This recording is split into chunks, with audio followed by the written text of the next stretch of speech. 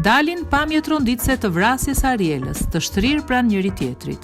Vrasësi studentes 21 vjeçare Ariela Murati po mbahet në jetë vetëm nëpërmjet aparaturave mjekësore.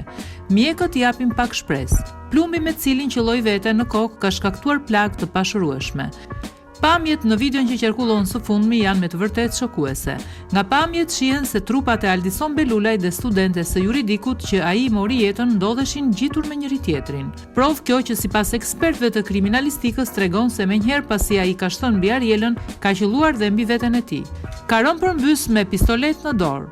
Në video mes të tjera shihet se si një efektiv i policisë heq armën nga dora, ndërsa ai vazhdon të lëviz. Motra e Arielës dhe një shoqe saj që ndodheshin aty lëvizin të shokuara, ndërsa 21 vjeçaria ka mbetur e vdekur në vend. 3 ditë pas ngjarjes që ndodhi pranë Universitetit të Mjekësisë në Tiranë, mbi motivet e krimit janë hedhur versione të shumta.